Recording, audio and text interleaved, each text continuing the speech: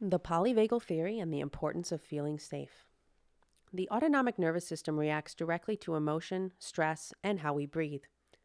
When our perception of our environment switches from feeling safe to feeling scared or anxious, the stress response generates changes in our breathing pattern. If we reverse the reaction by changing our breathing patterns, we can also change the response of our autonomic nervous system, our associated emotions, and possibly our perception of the environment.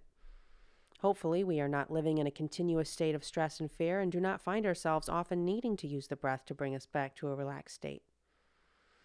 The polyvagal theory emphasizes the importance of how the autonomic nervous system is stimulated.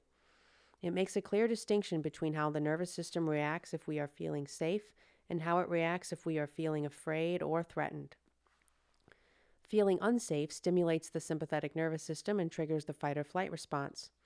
If the fear is overly intense or the situation seems life-threatening, then the freeze response that is associated with the dorsal vagal complex of the parasympathetic nervous system is triggered.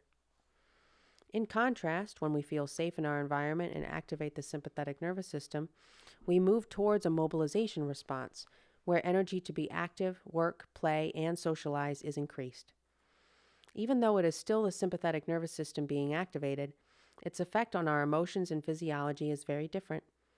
The same is true when we feel safe in a relaxed state and move into the dorsal vagal complex. We enter into a state where we can rest, repair, digest, meditate, and sleep, as discussed earlier. The third part of the autonomic nervous system, and the other branch of the vagus nerve that is a part of the parasympathetic nervous system, is the ventral vagal complex. The ventral vagal complex, also known as the social engagement branch, is most active when we feel safe and balanced. It also helps us correlate our breathing patterns and responses with other energetic systems, such as the nadis, gunas, and pranavayas, which we'll discover in the next section. I reiterate the roles of autonomic nervous system now because as you learn to use the breath to stimulate the autonomic nervous system, it's vital to practice from a place of safety.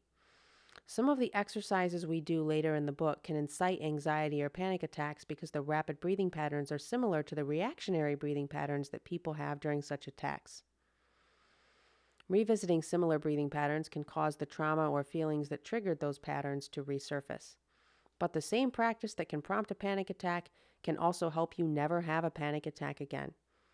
The goal is to train yourself to feel safe while doing these types of breathing exercises so that the psychophysiological responses associated with them ultimately fade.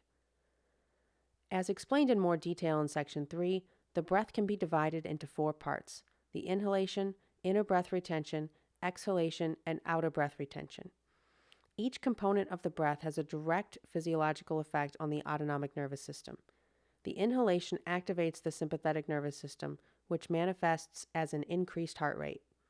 Making the breath quicker and deeper also stimulates a more sympathetic tone. In turn, exhaling stimulates the parasympathetic nervous system, as evidenced by a decreased heart rate. Slowing the breath down, especially on the exhale, stimulates an even more parasympathetic tone.